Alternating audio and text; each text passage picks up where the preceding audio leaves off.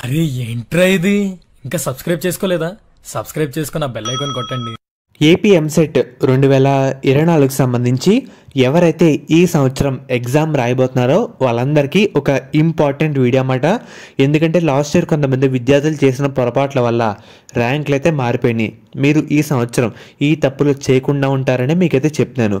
So video అక్కడ skip చేయొద్దు, మీకు డీటెయిల్గా చెప్తాను. ముఖ్యంగా వీడియోలోకి వెళ్లే ముందు మీ అందరికీ ఒకటైతే చెప్పాలన్నమాట. మనం ఎంసెట్ ప్రజెంట్ చదువుతున్నప్పటి నుంచే మనం ఎలా ప్లాన్ చేసుకోవాలి, బీటెక్లో అసలు ఏం నేర్చుకోవాలి, మనకి గైడెన్స్ అయితే ప్రొవైడ్ చేస్తారన్నమాట. దానికి సంబంధించి మీకు ఒక లింక్ అయితే డిస్క్రిప్షన్లో కామెంట్ సెక్షన్లో ఇచ్చాను, అందరూ పార్టిసిపేట్ అయితే చేయండి. మీకు ఇంకా బాగా అర్థం అవ్వాలని ఒక ఎగ్జాంపుల్లో చెప్తున్నాను. లాస్ట్ ఇయర్ 2 విద్యార్థుల ర్యాంక్ కార్డు అయితే తేవడం జరిగింది. దాన్ని చూపిస్తే మీకు అయితే చెప్తానమాట. మెయిన్గా మీరు ఒకసారి స్క్రీన్ మీద చూస్తున్నారు కదా, లాస్ట్ ఇయర్ ఒక విద్యార్థికి ఎంసెట్లో 160 మార్కులకి 51 మార్క్స్ అయితే రావడం జరిగింది. దీన్ని మళ్ళీ బై 75% చేస్తే 24 మార్క్స్ అయితే వచ్చాయన్నమాట. అండ్ అలాగే మనకి ఇంటర్ వెయిటేజ్ ఉంది కదా, లాస్ట్ ఇయర్ కూడా ఉంది, మనకి ఈసారి కూడా ఇంటర్ వెయిటేజ్ అయితే ఉందన్నమాట. మనకు వచ్చిన ఇంటర్ మార్కుల్ని 25% మనకి ఎంసెట్లు అయితే కలబోతున్నారు. దీనివల్ల కొన్ని పాయింట్స్ అయితే ఉన్నాయి, మొత్తం చెప్తాను ఒకసారి.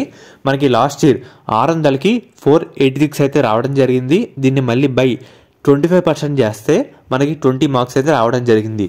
ఇందాక వచ్చిన ఎంసెట్ మార్క్స్, ఇంటర్ మార్క్స్ 24+20 కలిపితే 44 మార్క్స్ అయితే రావడం జరిగింది 160కి.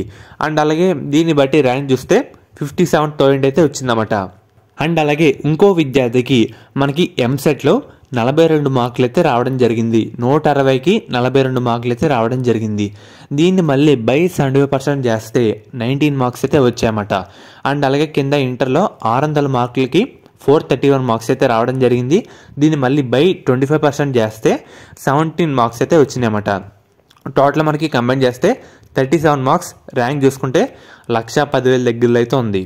దీన్ని బట్టి మీకు ఏం చెప్తానంటే, మనకి ఎలాగో మన చేతుల్లో మార్చ్ 1 వరకు ఎగ్జామ్లు అయితే ఉన్నాయి, కరెక్ట్గా 1 మంత్ అయితే ఉందన్నమాట. మనకి ఇంటర్లో వేసే 25% మార్కులు వచ్చే మార్కులు మన చేతులు అయితే ఉన్నాయి. మన ర్యాంక్ని డిసైడ్ చేస్తామట ఆ ఇంటర్ మార్కులే.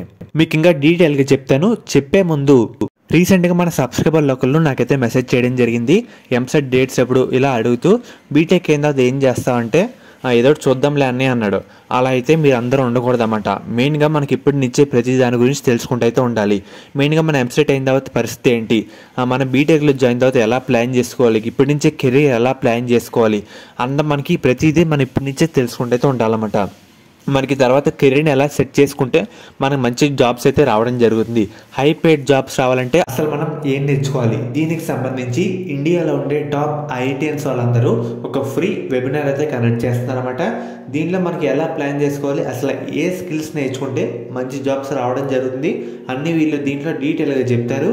చేసుకోవాలి అసలు ఏ కోర్సులు చేస్తే మంచి ప్యాకేజ్, మంచి జాబ్ అయితే రావడం జరుగుతుంది మనకి సింపుల్గా చెప్తారు. ఎందుకంటే వాళ్ళ దగ్గర ఎక్స్పీరియన్స్ ఫ్యాకల్టీ అయితే చాలా అయితే ఉందన్నమాట. మీకు లింక్స్ వచ్చేసరికి డిస్క్రిప్షన్లో అండ్ అలాగే కామెంట్లో పిన్ చేస్తాను, మీరు అందరూ చెక్ చేయండి. మనకి ఇప్పటి నుంచే ఒక అవగాహన అయితే రావాలి.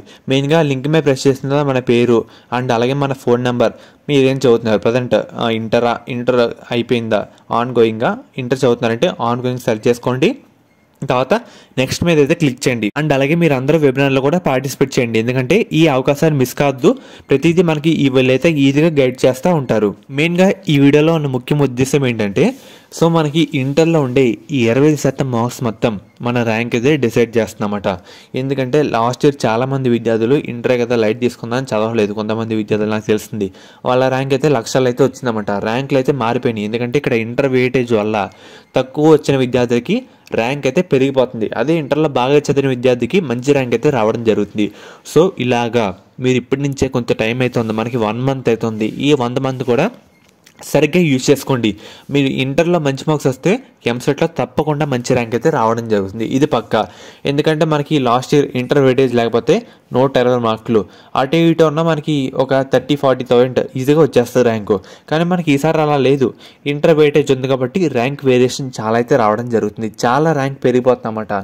ఇంటర్లో మార్కులు సరిగ్గా చదవకపోతే ర్యాంక్ చాలా దారుణంగా రావడం జరుగుతుంది. ఇదైతే మీరు గుర్తుపెట్టుకోండి, దీన్ని దృష్టిలో పెట్టుకొని. సో మీరు ఇంటర్లో సరిగ్గా చదవకపోతే ఎంసెట్లో ర్యాంక్ రాదు, ఎంసెట్లో ర్యాంక్ రాకపోతే మంచి కాలేజ్లో సీట్ రాదు, సీట్ రాకపోతే 4 years బాధపడాలి.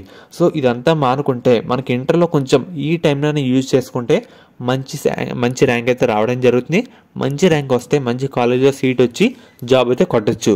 సో మొత్తం మీ చేతిలోనే ఉంది. ఇదైనా ఇక్కడి నుంచైనా డిసైడ్ అవ్వండి. కొంచెం ఇంటర్ బాగా చూసుకోవడానికి అయితే ట్రై చేయండి. మనకి గుర్తుపెట్టుకోండి, మనకి ఇంటర్ మార్కుల ఆధారంగానే మన ర్యాంక్ మన చేతిలో అయితే ఉంటుంది అన్నమాట. ఇదే మనకి డిసైడ్ చేస్తుంది. సో గుర్తుపెట్టుకోండి, మనకి ఇంటర్ వెయిటేజ్ మనకి ఈసారి కూడా ఉంది. తప్పకుండా మార్కులు అయితే యాడ్ చేస్తారు. 600కి మనకి వచ్చిన మార్కులను బై 25% చేసి యాడ్ చేయడం జరుగుతుంది. అండ్ అలాగే ఎంసెట్ కూడా నెగ్లెక్ట్ అయితే చేయొద్దు. డైలీ మనకి మాక్ టెస్ట్ కూడా ప్రిపేర్ అయితే అవుతూ ఉండండి. ఇన్ కేస్ మనకి ఎంసెట్ పేపర్ కొంచెం టఫ్గా వచ్చింది అనుకోండి, మనకి అటు ఇటైనా ఇంటర్ మార్కులు అయితే కాపాడతాయి. అందుకు చెప్తున్నాను. మీకు మన వీడియో కూడా చేశాను, చాలామంది డిసడ్వాంటేజ్ ఏంటని అడిగారు. ఇదేమాట, మనకి ఇంటర్ మార్కులు చాలా అంటే చాలా కాపాడతాయి. మనకి ఎంసెట్లో అటు ఇటైనా ఇన్ కేస్ టఫ్గా వచ్చిన మార్కులు ఎంసెట్లో తగ్గినా మనకి ఇంటర్ మార్కులు అయితే కాపాడతాయి.